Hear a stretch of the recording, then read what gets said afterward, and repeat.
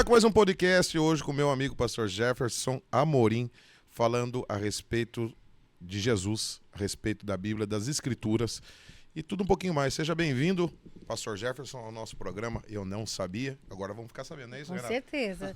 Deixamos o microfone aberto, tá? Eu tenho muita curiosidade, muita pergunta. Vamos tentar, né? Tá. Boa tarde, Júnior. Boa tarde, Renata. Boa tarde, nossos ouvintes do podcast.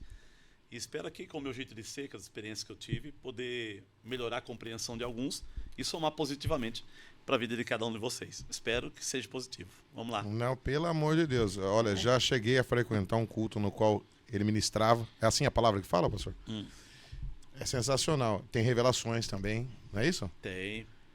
E vamos falar um pouquinho da sua trajetória. Como foi que aconteceu para ser pastor? Como é que foi essa... Vamos que lá. te levou? Então, é uma história complexa. Eu acho que toda conversão a Cristo é complexo, né? Eu sou nascido e criado na cidade de Montemor. Meus pais veio no ano de 76 para Montemor, vieram de São Paulo. Meus 4 irmãos nasceram lá e eu nasci em 78. E vivi toda a minha infância em Montemor. Em 98 foi exatamente o ano da minha conversão. Eu estava com 20 anos de idade e a minha vida perdeu sentido. Eu não conseguia mais nada novo. Talvez faltou uma mentoriação do meu pai. Não sei, a gente vai tentando achar respostas e culpas. E eu me lembro que eu cheguei de um rodeio, né? Ou um chamado, né, pastor? Muito assim, bêbado, assim, desandado. E eu cheguei e atravessei da cozinha pro quarto e eu vi minha mãe sentada na sala. Ela olhou para mim e abaixou a cabeça. O silêncio da minha mãe me machucou. Falei, poxa vida, minha mãe não falou nada. Eu deitei na cama, né? Tudo rodando. Tinha bebido muito naquela noite. E eu fiz uma oração. Eu tinha um tercinho que ficava pendurado bem na costa da minha cama. Eu segurei o tercinho. Eu falei, Deus, se o Senhor existe, vem mudar a minha vida. Forte. É assim. E deitei. Depois daquela noite mesmo eu vomitei. Minha mãe em silêncio, com o balde de água, limpou tudo, não falou nada. O silêncio da minha mãe me machucou. E daquele dia para cá, daquele dia em diante, eu percebi a minha vida começando a piorar.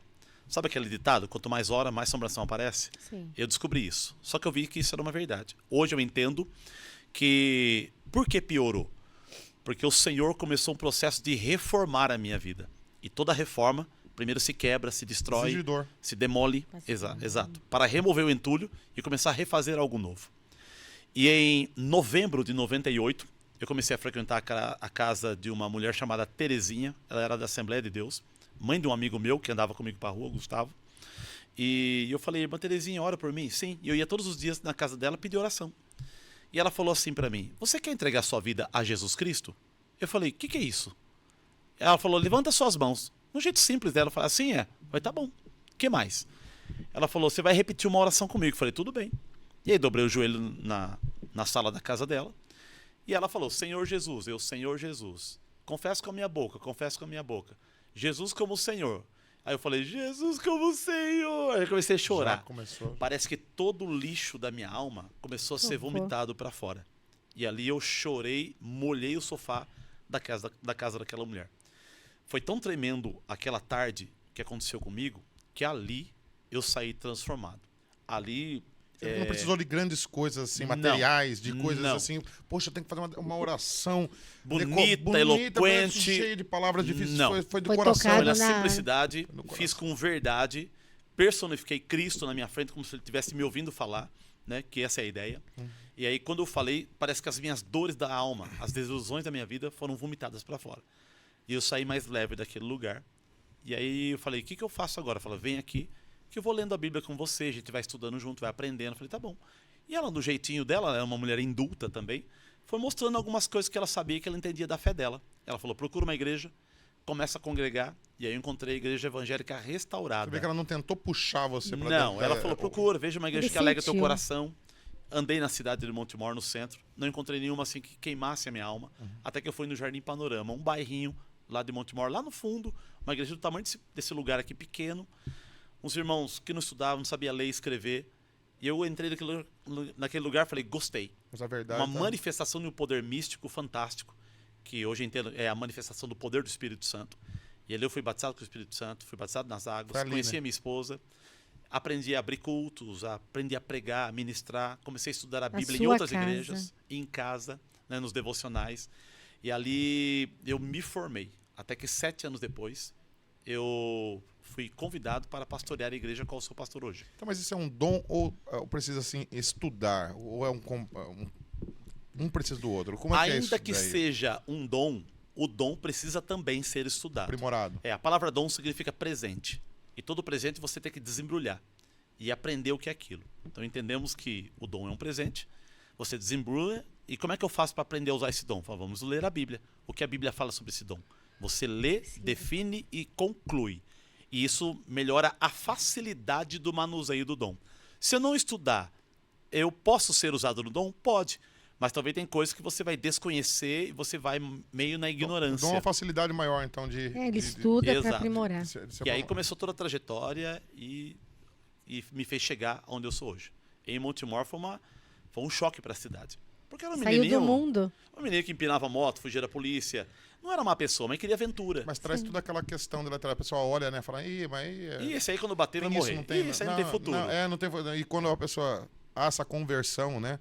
Para se melhorar, para essa mudança do ser humano, né? Exato. Né?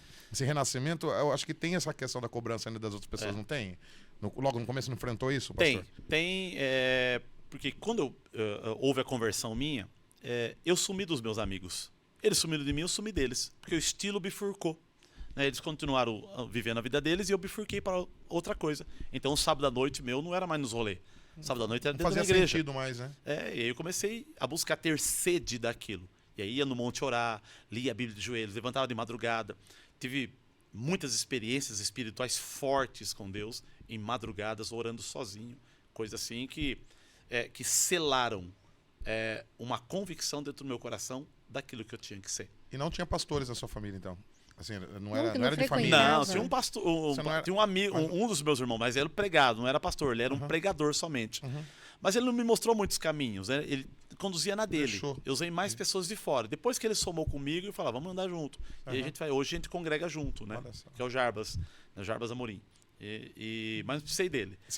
Uma coisa que eu gosto muito de utilizar esse veículo de comunicação, né, que hoje é a internet, é o podcast. Deixa uma mensagem então para o pessoal que estiver perdido aí, buscando alguma coisa. O que a pessoa deve fazer, pastor?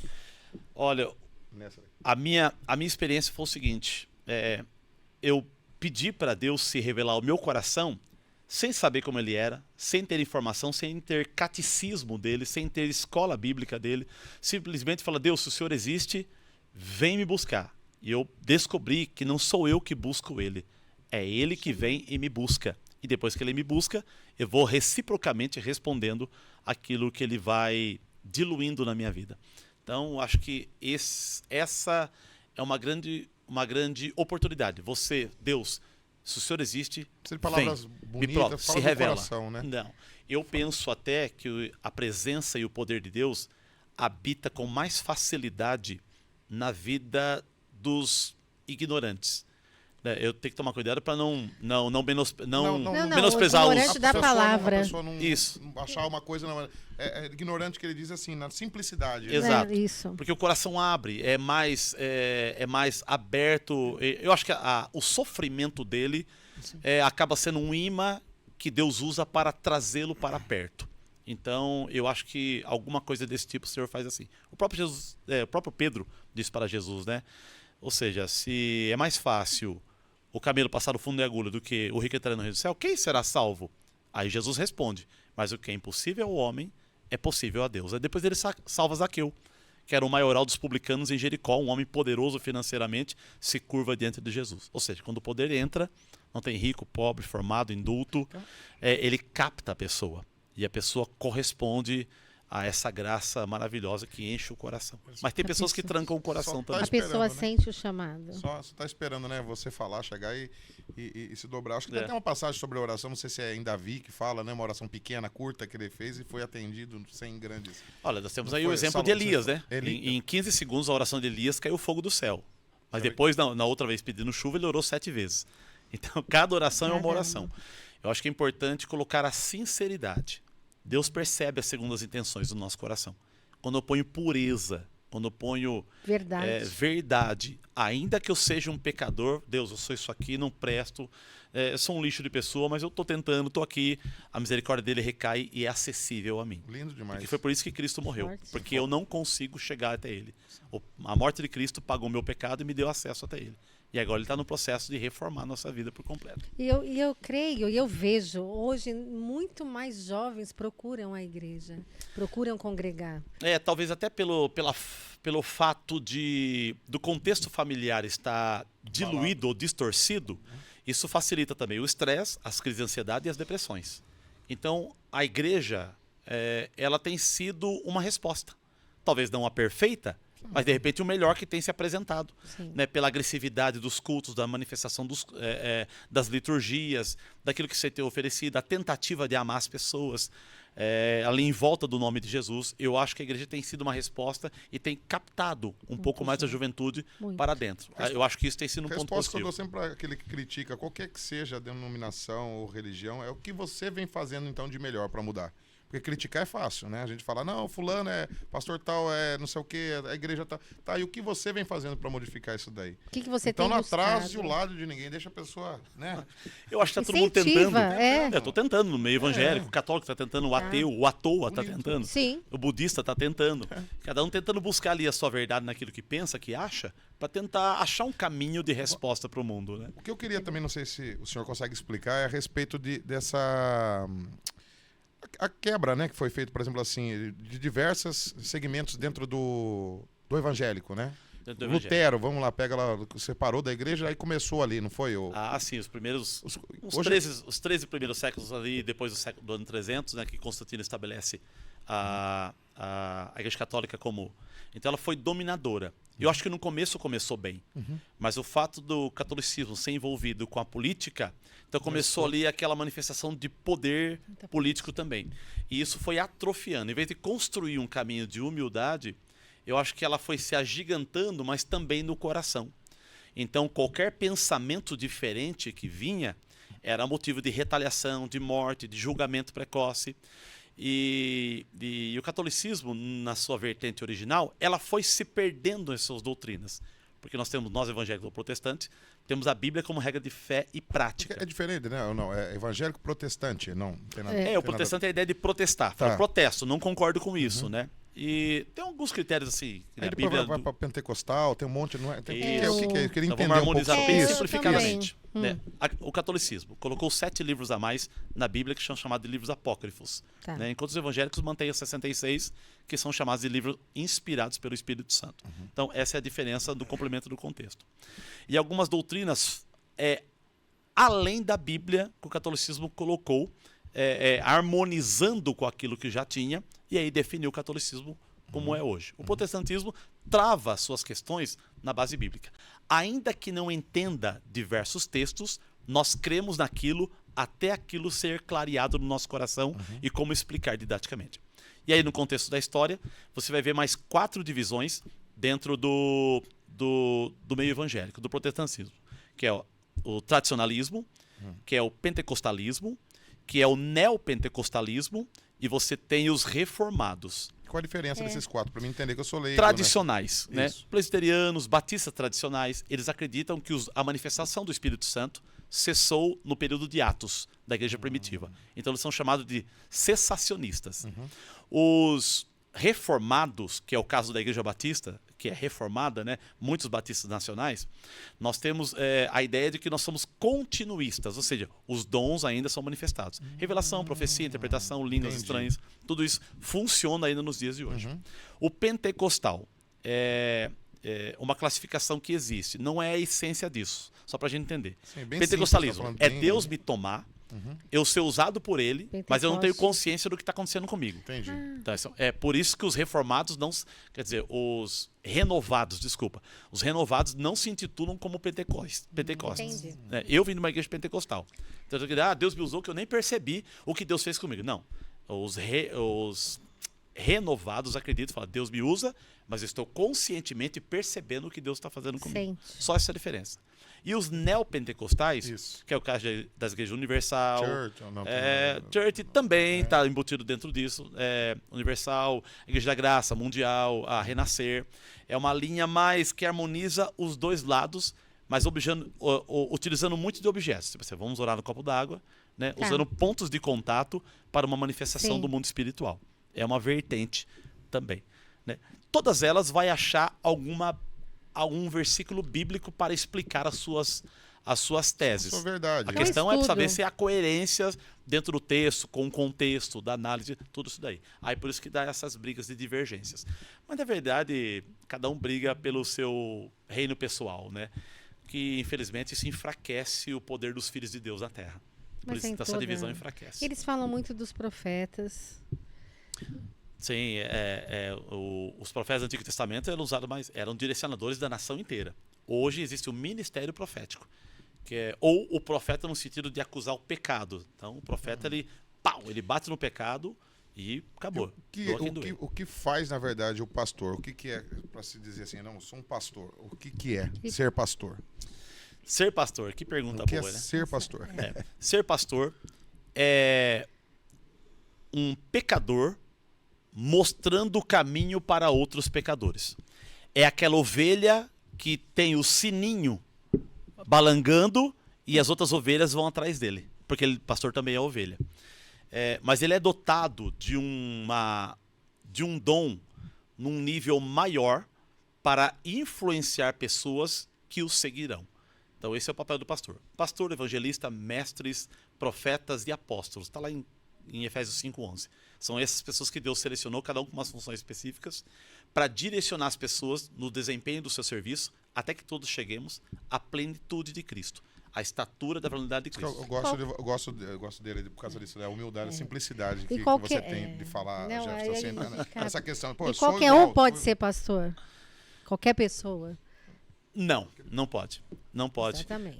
Geralmente um pastor, ele sente queimar o desejo. Eu sinto queimar o desejo de ser. E automaticamente ele já é um imã que as pessoas começam a segui-lo. Mas tem que ter alguém falando, você tem realmente o dom Sim, de ser pastor, tem. você se aceita na... Ele é- Muito boa essa pergunta, Estuda. porque eu quero ser pastor, vou estudar, vou pronto, sou montar pastor. vou montar Eu uma meto o olho na minha igreja cabeça, eu sou. Não. diferente. Isso. Todo poder que vem do alto é atravessado horizontalmente. Tá. Tudo que vem de vertical tem que ser liberado na horizontal. Então, geralmente um pastor, ele é escolhido, nós separamos aquela pessoa para o ministério pastoral. Já nota. Ela já exerce o pastorado, mas sem uma unção, uma consagração oficial. E a comunidade já vai automaticamente aceitando ela como pastor. Explicação sobre unção também, para o pessoal que às vezes Sim. não é da minha... Para Unção. entender o que Sim. seria essa unção. Unção é uma consagração sobre uma pessoa para um fim produtivo. Nós usamos o óleo, porque o óleo é o símbolo do Espírito Santo, como está lá em Tiago capítulo 5. Não ungida. Né? Ungimos a pessoa, ou seja, capacitando e impor as mãos sobre ela. Paulo fez isso com Timóteo. Né? Em 2 Timóteo 1,6 fala, Timóteo, reavisa o dom de Deus que há em ti, mediante a imposição das minhas mãos. Eu escolhi. Então, Paulo colocou as mãos sobre Timóteo e o consagrou pastor na igreja de Éfeso. E lá em Éfeso ele diluiu o seu ministério. Nada vem do nada, né? Então, dentro de uma igreja, as pessoas já vão se mostrando com aquele dom e aquela capacidade. Sim. Aí mas não existe olha, eu quero ser, o outro, e fica aquela disputa? Existe. Quando tem pessoas que têm dúvida. Tá. Que nem tem pessoas que falam, eu quero cantar no louvor. Porque eu acho tão bonito cantar, mas ela não tem voz, não tem dom para tocar, não tem habilidade. Você até pode deixar a pessoa depois descobrir, não era bem isso. Então, até achar o que você quer, ou o que Deus tem para você, você faz um monte de coisa que você não quer e um monte de coisa que Deus não chamou para você para fazer. Eu acho que Então você vai batendo Isso é cabeça até definir, pronto, achei. pessoal Uns mais claros, outros mais difíceis. entra ali para adorar, para conseguir essa cura pessoal, esse equilíbrio, e ali a pessoa... Isso daí pouco importa, né? E eu até falo assim, quando eu me converti, eu acho que foi por interesse. Vou me converter porque eu quero que Jesus pague minhas dívidas. Eu vou tentar. Mas quando eu entrei, Deus falou, então vem para mim pagar suas dívidas. Só que aí eu vou revelar quem eu sou. E quando eu revelar quem eu sou, você vai se apaixonar por mim. Eu arrepiei agora. Aí, Profundo. então ele usa o problema, o defeito, a falha, o erro, a tempestade, a te anomalia, a transforma. adversidade para me capturar. Na fraqueza eu me jogo nele. E ele mostra quem ele é. E se mostrando quem ele é, falar, quer saber?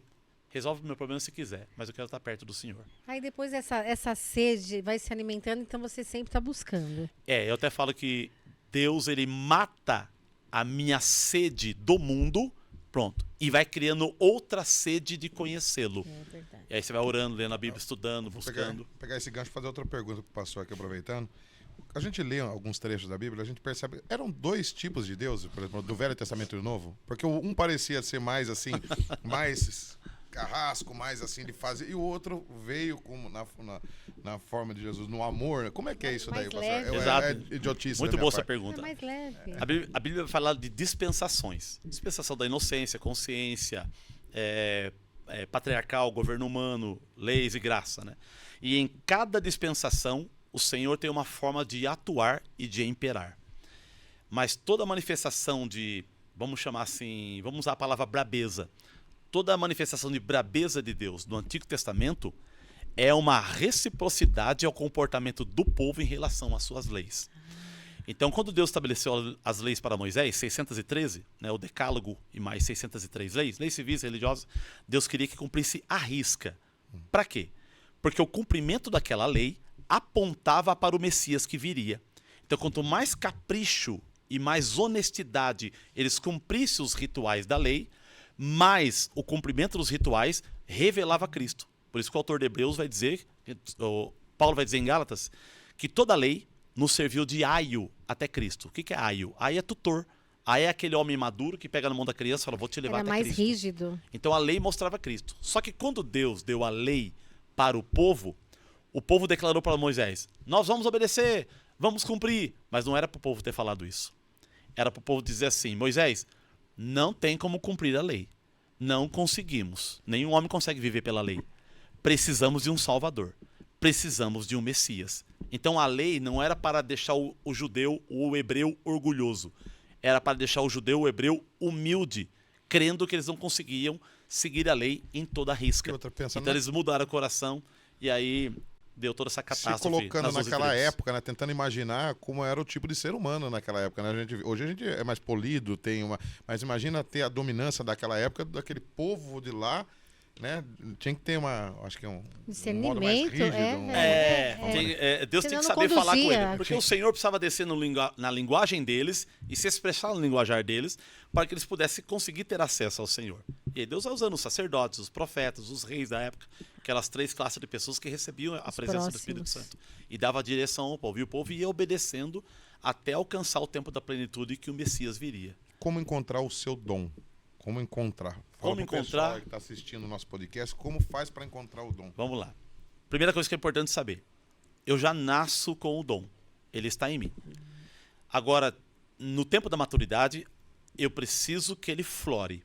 Não tem como descobrir o dom sem relacionamento com o dono do dom. Tá. Então, quanto mais eu aproximo de Deus na pessoa de Cristo, mais eu entendo o que ele deseja de mim. E o meu coração começa a queimar de desejo por alguma coisa. Ah, eu quero ser advogado, é um dom. Eu quero ser médico, é um dom. Não, eu quero ser pedreiro. Eu quero ser pintor, quero ser mecânico. Não, eu quero ser pastor. Então, eu quero ser missionário. Não, eu quero ser um investidor do reino. Eu quero ajudar, financiar obras sociais ou financiar a pregação do evangelho. Às vezes pode ser ego. Cada um. Oi? O cara confundir com dom e às vezes ser ego. Por exemplo, ele está identificando, vendo uma situação, né? Seja na questão aí da igreja, como um pastor. É que o ego dura um tempo. Passa, ele vai O ego dura um descobrir. tempo. O ego daqui a pouco, não vou mais, vou trancar o coração. Embora no dom também pode existir isso, né? Mas quando o coração queima de desejo por alguma coisa, aquilo vem acompanhado com um sentimento de paz e vem acompanhado com um sentimento de alegria. E busca. Você a sente pessoa vai prazer buscar. em fazer aquilo.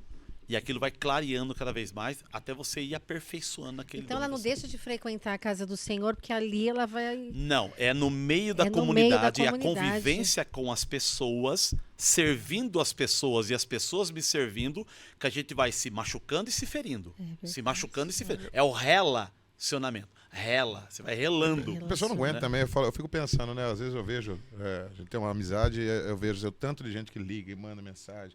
Pô, ora por mim, pastor, vem aqui e tal, eu preciso de tal coisa, tá sempre. Se a pessoa não tiver, eu acho que dentro dela essa chama, não É. aguenta, não consegue. De vez em quando, às vezes eu tô em casa, alguém ali, Porque ele- dá pra fazer um velório não, aqui? Dá, é. vou ir fazer um velório. Nossa, eu vou lá fazer um velório. Ele tá pra servir. Eu não ganho nada com isso, até pago combustível, perco tempo e vou lá fazer o velório. Faz casamento. Tem um cara aqui endemoniado, não, vamos lá. Né?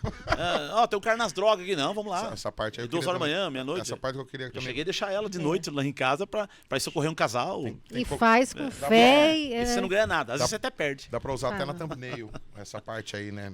Falar assim, pastor fala sobre o demônio. Já chama a atenção de todo mundo pro programa. Pastor, essa pessoa que cai lá na oração e tá ali com o capiroto ali no corpo, como é que saber se não é uma esquizofrenia, se não é um problema realmente, a tribulação demais do dia a dia da pessoa? Por isso que existe um dos dons, dos 9 dons da manifestação do Espírito Santo, em 1 Coríntios 12, um deles chama dom de discernimento. Você tem que discernir quem é. E existem algumas técnicas que você usa também, né? Então, assim, acaso da pessoa chegar perto e falar, será que é demônio ou é a gracinha da pessoa? Isso, é isso. Eu já. Tem pastores que dão um beliscão. Pô, levanta aí, sai. Vou dar um sai, beliscão. Sai que... Deu um beliscão. Ai! Pronto, é frescura, é carência da alma, é alguma Dá um coisa beliscão. assim. Beliscão, a pessoa não sentiu nada. No estado de possessão demoníaca, a pessoa perde os sentidos. Ela não sabe o que está Você acontecendo tem com chama ela. muita atenção. Ela não sabe o que está acontecendo com ela. Depois que você expulsa ali o encosto, o espírito maligno, o demônio ou o anjo caído. E teve alguma coisa que o senhor, alguma vivência nesse sentido aí que marcou? Nem mim, não.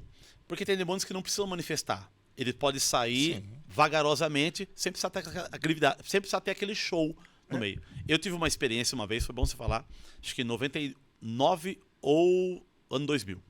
Eu estava dormindo e eu ouvi um barulho assim, sai! E eu pulei da cama e alguma coisa saiu de mim. Aquela madrugada eu levantei e eu falei assim, Nossa, Deus tirou um demônio de mim. Dormindo. Eu não sei como, não sei explicar, não tenho uma didática, mas foi uma noite sim que eu tive uma experiência espiritual tão forte que eu percebi alguma coisa saindo de dentro de Olha mim. só. E aquilo foi.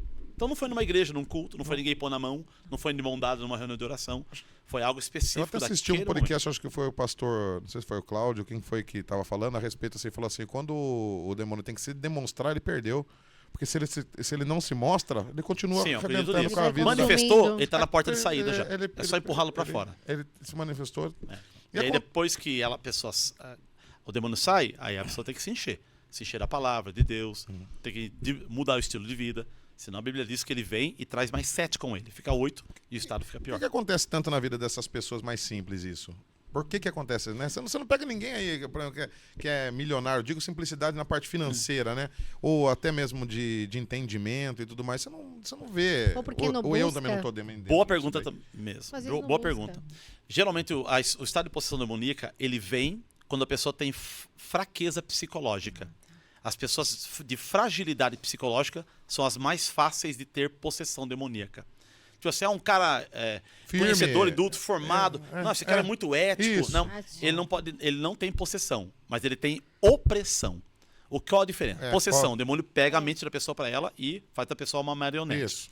Opressão. Isso. É o demônio falar, faz isso. E ele, tive uma ideia. Ele faz aquilo. Vou fazer aquilo. Xinga, vou xingar. Não acredita, não vou acreditar. Então existe isso- aquela... Isso daí vai muito com a esquizofrenia. Eu acho que tá um pouco harmonizado. Acho que ele não escuta, porque a esquizofrenia a pessoa escuta. Eu acho que Esse nessa escuta, questão é a tem mente comando mesmo. de É voz. Embora, Tem que Escuta. chutando de forma alta, toda anomalia no ser humano mental. vem de qualquer origem. Vem da queda de Adão e Eva na origem. Tá. Dali houve o rompimento, chamamos de morte espiritual. A palavra morte significa separação. Morte espiritual é quando o homem se separa do Criador. Se separando do Criador, começa as anomalias se ocorrerem. Aí o homem viveu 800 e poucos anos, caiu para 700, 600, paramos nos 80, 120 ou 60, 50, morte matada ou morte morrida. Então ali é a máxima. Depois tem os colorários que você vai desenvolvendo, né? O homem vai criando e multiplicando pecados. Tanto é que nos dias de Noé, por se multiplicar, né, a iniquidade, o pecado, Paulo vai dizer isso também, né? O homem ia pecando. Deus falou, vou destruir essa raça e faço uma nova. Era uma raça que não tinha mais jeito. Aí vem o dilúvio. E o Senhor recomeça com Noé, Sem, Cã e Jafé e suas esposas, né? Mas mesmo assim, a essência do pecado está em nós. Até o tempo da plenitude do Senhor definir todas as Ô, coisas. pastor, as pessoas falam, eu fui batizada, Mas a minha amiga, ela foi batizada e foi batizada no Espírito Santo. Boa pergunta. A Bíblia fala de 6 tipos de batismo. Batismo, quando eu entrego a vida a Cristo, é porque eu passei pelo batismo de arrependimento. Esse que João Batista pregava em Marcos capítulo 1. João pregava batismo, baptizo, imersão na metanoia. Ou seja, um mergulho numa elevação de mente. Então, é o batismo do arrependimento. Depois do batismo do arrependimento, Paulo vai falar do batismo no corpo. Eu sou enxertado no corpo de Cristo. Na família, não é na igreja evangélica, é no corpo de Cristo, nos filhos de Deus do mundo. Denominação, né? Não é CNPJ. São pessoas do mundo que Tem têm a vida cristã. É importante falar isso, porque às vezes a pessoa sai do barracão e fala, se desviou. Não, às vezes a pessoa está bem fora daquele barracão. Isso, né? Mas está num grupo de pessoas, né, desenvolvendo a fé. Então, o segundo tipo de batismo é o batismo no corpo. O terceiro é o nas águas, que é o simbolicamente que a igreja faz. O quarto, mas pode ser terceiro também, não, a ordem dos fatores não altera, é o batismo com o Espírito Santo. Quando eu entrego a vida a Cristo, eu já tenho o Espírito Santo, mas numa certa dose. Quando eu sou batizado com o Espírito Santo, eu sou cheio do Espírito. Aí quando eu sou cheio, aí a manifestação dos dons é forte. E aí Deus começa a me usar, a me impulsionar. Aí há desejo de orar, de se santificar, de purificar. Você pega nojo do pecado, você tenta arrumar sua moralidade para tentar ser exemplo para alguém. E aí vai. Aí depois tem o batismo no fogo, que alguns interpretam como fogo do inferno e outros interpretam como fogo da purificação, que é o que eu creio. O fogo vem purificar, limpar a pessoa. E o batismo no sofrimento, que são pedaços de sofrimento que você passa no histórico da sua vida, que vai elevando o teu nível de maturidade. Então o caminho da maturidade se chama sofrimento. Outra pergunta, a pessoa que é batizada no Espírito Santo, ela tem o dom da revelação? Ou nem não sempre? Necessariamente, eu acredito que não. Tá. Que nem a Assembleia de Deus crê que sim. Mas muitos assembleianos creem que não. Eu acredito que eu posso ser cheio do Espírito Santo e posso não manifestar nenhum dos 9 dons de 1 Coríntios 12. Porque os dons são ferramentas para a igreja. Tá. Mas o batismo do Espírito Santo, qual é a função dela? Me matar. Matar a minha carnalidade, a minha velha natureza. Atos 1:8. É novo. E recebereis poder ao descer sobre vós o Espírito Santo e sereis minhas testemunhas. Você no nasce grego, de novo? mártir.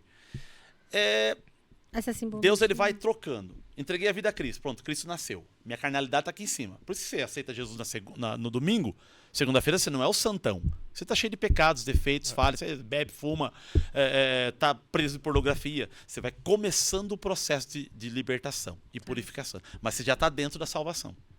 Então você vai sendo liberto dentro da salvação. Por isso é errado a pessoa criticar, né? Às vezes chega alguém, né? Eu nunca vi isso, assim, mas a gente escuta.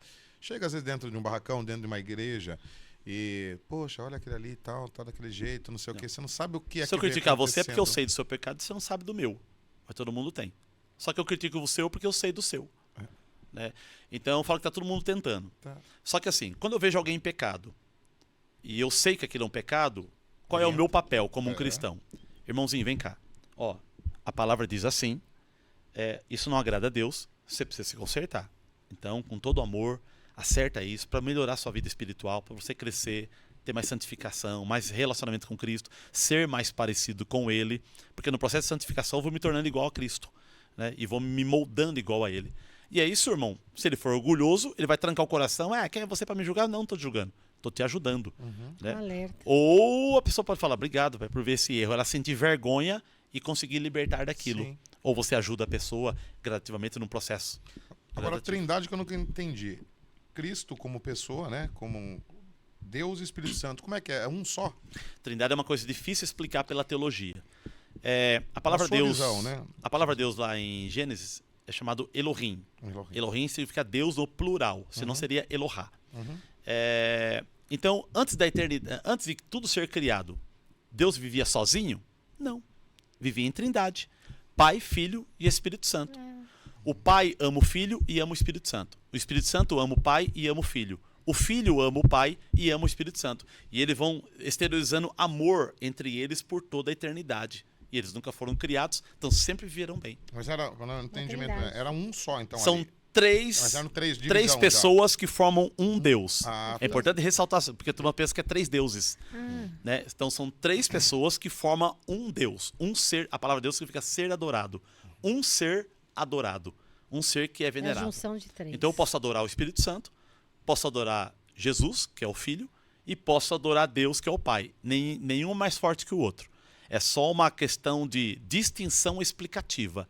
Ah, o Espírito Santo é mais forte que o Pai e o Filho é mais forte que... Não, os três, eles têm papéis diferentes, né, dentro da eternidade. Mas a harmonia deles é num pé de igualdade. É Deus. Por isso que quando Jesus vem ao mundo, é Deus em forma humana. E Jesus, quando ele morre na cruz, quer dizer, ele sai daquele momento de morte e passa, sobe, né? Assim que eu vou colocar desse jeito simples de a gente entender. Ele ainda é vivo, então, como carne ou não? Como Deus, ele nunca morre. Mas como Deus homem, ele experimentou a morte. Isso. Por que ele precisou experimentar a morte? Lembra que Paulo disse, o pecado entrou por um homem tem que sair. Então, Deus poderia ter passado uma borrachinha lá no começo e falar, não, deixa quieto, vamos começar de novo. Poderia, mas seria justo? Não. Ah, o pecado entrou por um homem, então Ele o pecado vai tem que sair sair lá. por um homem. Tanto é que Jesus precisou vir de forma humana, cumprir a lei totalmente, as 613 leis, não pecar, para que quando ele passasse pela morte de cruz, ele tivesse direito à ressurreição. Se Jesus tivesse pecado, ele não ressuscitaria. Olha. Porque o salário do pecado é a morte, disse Paulo em Romanos. Então, Jesus não pecou, mas ele experimentou, por algum momento, o que é a vida longe do Pai. Tanto é que o maior desespero de Jesus na cruz é Eli, Eli, lama sabachthani. Deus meu, por que me desamparaste? A pior dor de Jesus não foi o prego, a cruz, nem o Getsemane, a agonia, a angústia, mas foi saber que o Pai não estava com ele. Em toda a eternidade, em todo o andamento da eternidade, um momento da história, Que ele clamava. o Filho ficou longe do Pai. Isso revela o quanto nós estávamos longe do Pai. Agora, ele como criador, Deus, o Todo-Poderoso, como criador, por que ele criaria uma criatura se ele sabe tudo, se ele está antes da existência? Como, por exemplo, o demônio, o diabo, ou seja, Isso. por quê? Sendo que um estralar de dedos, ele arranca tudo isso daí e verdade. acaba com tudo. Não é não, eu sempre indaguei com essa pergunta. Júnior. Não é? A teologia responde... E outra, pera um pouquinho, ainda que ele colocou aqui, haja luz, ou seja, antigamente existia, a escuridão já existia antes, então, de tudo, da criação. Não, existe uma tese que entre o versículo 1 de Gênesis e o versículo 2, existem milhares de anos ali escondido. No princípio criou Deus os céus e a terra, ponto. Ponto final, ou seja, no princípio criou Deus os céus e a terra. Deus criou. Aí, no versículo 2, no original vai estar assim, e a terra veio a ser, sem forma, vazia, e havia treva na face do abismo. Havia Se veio a ser é porque não era. O que aconteceu? transformação. Há umas especulações de tese que a queda da terça parte dos anjos que se rebelaram contra Deus foi entre Gênesis 1:1 e Gênesis 2:2. A ciência fala de uma chuva de meteoros que matou os dinossauros. Aí só uma suposição. Sim. Será que essa chuva de meteoros não foi os anjos caídos, caindo de forma física na Terra? Exato. E aquilo criou uma sucção, que tudo que era belo destruiu a Terra, e a Terra ficou sem forma e vazia? E aí os pedaços da Terra eram segurados num lugar chamado nada pela pessoa do Espírito Santo, porque ele pairava sobre a face das águas, Isso. como uma galinha Tem o preparando o ovo para chocar. Terraplanista. E aí, tal. versículo 3, Deus vai e começa a reformar a terra. Então, versículo 3, Deus não está criando a terra. Ele está reformando a terra que foi destruída por uma fatalidade. Haja luz e houve luz. Isso. Houve tarde de manhã. Segundo dia, haja firmamento, ou seja, chama céu, água em cima do céu, água embaixo do céu. Terceiro dia, aparece a porção seca, árvore frutífera. Quarto dia, sol, luz, estrelas. Nova terra. E agora, por que então ele criaria uma criatura que seria assim opositora a ele? Se ele já conhece tudo, sabe de tudo, por que isso, né? Tem na... Livro de Isaías vai dizer, o próprio Deus vai falar na boca de Isaías, eu crio o mal. Mas o mal que Deus cria não é um mal moral, é o mal de juízo. Porque o mal moral foi criado por Lúcifer, né? Ou Satanás, Qual a ou o diferença anjo do caído. mal moral e mal de Deus, juízo? quando criou Não os entendo. anjos, Deus criou tudo de uma vez só. Anjos não se multiplicam. Se tiver 1 trilhão de anjo no começo, é 1 trilhão de hoje. A raça humana não, ela se prolifera. De um vai mais. Então é uma outra história. Quando Deus criou os anjos, ele criou com algo que nós chamamos de livre-arbítrio. É uma discussão teológica também profunda. Mas o que é o livre-arbítrio? É eu ter possibilidade de amar a Deus, mas se eu quiser eu não amo. Isso o anjo tem. Isso o anjo tem. É o livre-arbítrio. Se o anjo quiser, ele ama a Deus. Se o anjo não quiser, ele não ama a Deus. Só que tem consequências em amar e em não amar. Lúcifer decidiu crescer o olho na governança do Senhor. E queria estabelecer um trono ao lado ou mais alto que o trono de Deus. Poder. E ele diluiu, né? Isaías vai dizer que pelo comércio da sua ideia, ele conseguiu com que a terça parte dos anjos aderisse à sua ideia. E aí a Bíblia fala de batalha nos céus, no mundo místico, né? Miguel contra Lúcifer. Lúcifer perde a batalha, as suas patentes são arrancadas e ele é expulso do céu. E aonde Deus joga ele? Na terra. Porque a terra, antes da raça humana, possivelmente era administrada pelos anjos. Porque qual é a ideia de Lúcifer quando ele rebelou?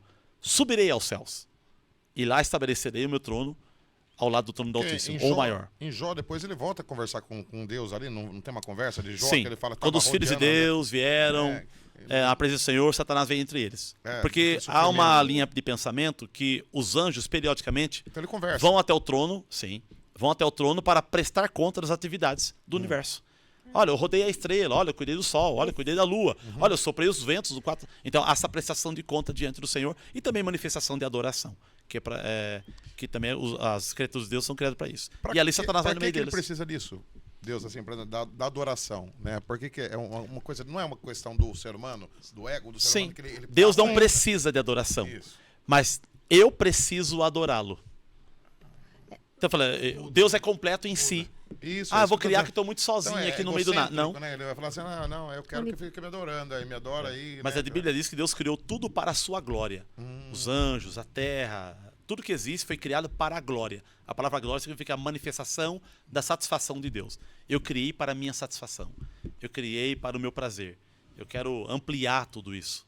E aí o Senhor criou tudo isso. Só que a nossa mente escapa de tanta profundidade. Eu acho que o erro é o livre-arbítrio, viu? Você acha? Então os anjos decidiram não amar Deus. E quando o Senhor cria Adão e Eva, né, a raça humana, criou também com o livre-arbítrio. Tanto é que Deus falou, pode comer de qualquer árvore do jardim. Come abacate, manga, uva, né, jabuticaba, mas não mexe nessa aqui não. É maçã? Não sei.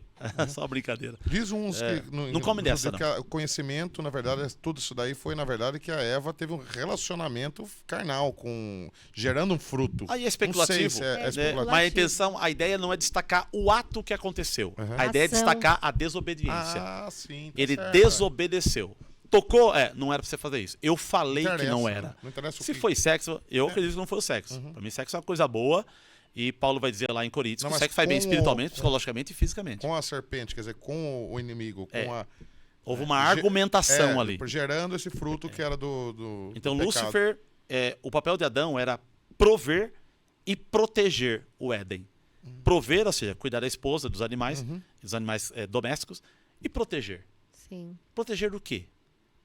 Ou de quem? Ele estava lá rondando. Era para Adão ter se defendido. Ou para Eva ter falado, não vou tocar. Então, mas quem errou foi quem? Não foi a Eva? Paulo vai dizer em Timóteo que Eva foi enganada, Adão não. Eva comeu, foi enganada. Adão fala, você errou, né? Daqui. Aí comeu para não ficar lá sozinho. É isso? Eu entendo que ele se sentiu responsável por Eva. Fala, você vai ser expulsa do jardim. Né? Então eu preciso estar junto com você. Você é minha mulher, osso dos meus ossos, carne da minha carne. Daqui, eu vou comer junto com você. Não era para ele ter comido. Não. Ele deixasse ela... Ele poderia deixar ela desobedecer sozinho. Só que ele foi atrás dela. Só que isso traz uma tipificação de Cristo. Cristo largou sua glória, veio aqui, é como se tivesse com medo do fruto. Falou, vou morrer também para salvar Eva. Cristo, vou morrer para salvar a igreja. Né? É porque ele viu a inocência dela comer o fruto, não foi? Por isso que Paulo vai dizer em Éfeso, né? Aos Efésios, né?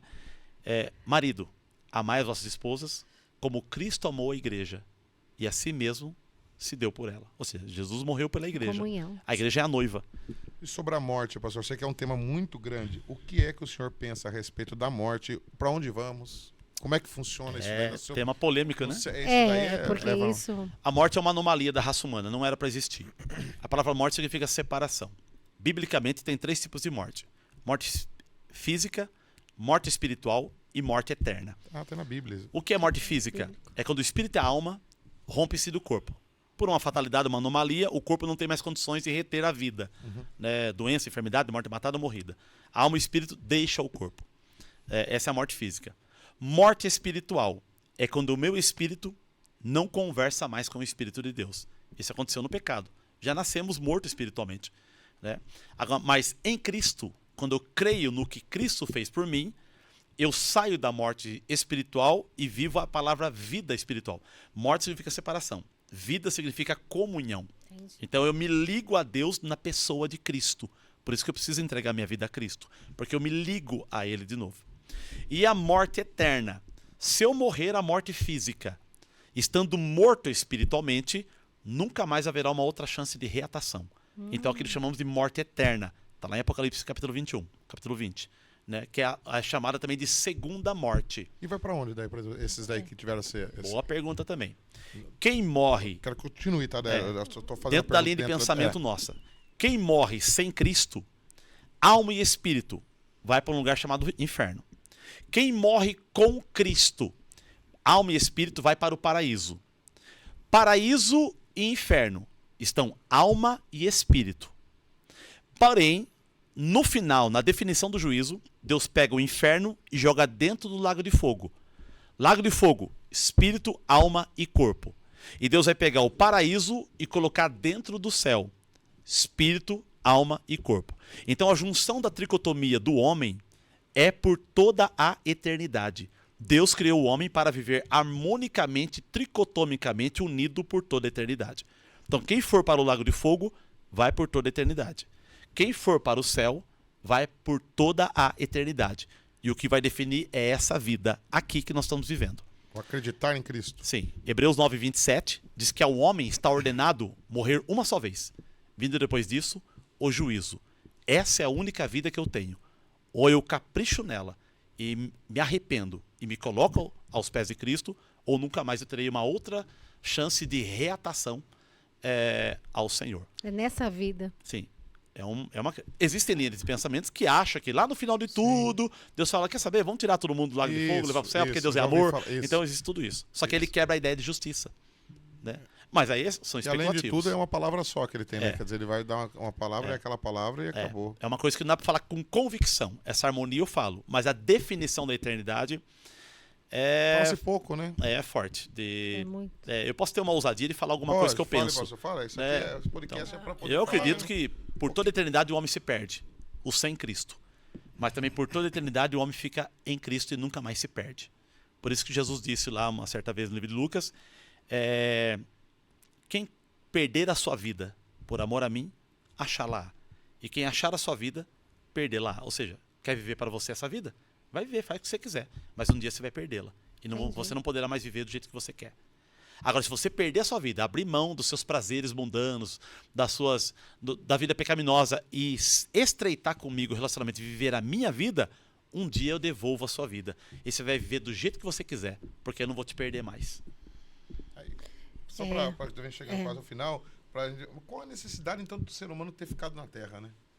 Essa é a questão. Porque você vai viver uma vida de acordo com os ensinamentos de Cristo, de Deus, né? Por quê? Será que é para polir? Boa pergunta. Foi bom você falar nisso, porque eu vou reexplicar alguma coisa. A gente fala entrar no céu. Mas, na verdade, o entrar no céu pode ser uma eternidade aqui na Terra. Eu penso que o projeto de Deus é reformar essa Terra. Precisa ser polido. Por isso que João vai dizer lá em Apocalipse, vi novo céu e nova terra. E o mar já não existe mais. Ou seja, o propósito de Deus é reformar essa terra depois do milênio, depois do juízo final, do julgamento final do trono branco, e estabelecer a eternidade aqui na terra. E aí é onde que a Bíblia diz que a nova Jerusalém descerá do céu, ataviada e adornada, e vai acoplar a terra. E talvez do país de Israel ali, o Senhor vai administrar o mundo inteiro. Por isso que Israel é um centro de muitas brigas ali. Tem algo espiritual naquele lugar. Deixa uma mensagem, então, para todo mundo que está assistindo esse podcast aqui, uma mensagem para ecoar durante anos e anos aí. Eu quero agradecer a Deus por essa oportunidade. Espero ter ajudado alguma coisa com aquilo que eu falei, ter norteado ou respondido questões do coração. A gente não é dono da verdade, mas estamos tentando chegar perto do dono, né? E tentar expressar, né? E espero que você possa encontrar essa fé. Porque de tudo que se perde, uma coisa que você não pode perder é a fé, que é a expectativa de futuro, para você continuar vivendo até em meio às catástrofes da vida. Que o Senhor te abençoe. Em nome de Jesus. Muito obrigado, pastor. Obrigado, Renata. Obrigado a cada um de vocês que está assistindo ao nosso podcast daí de casa. E até o próximo.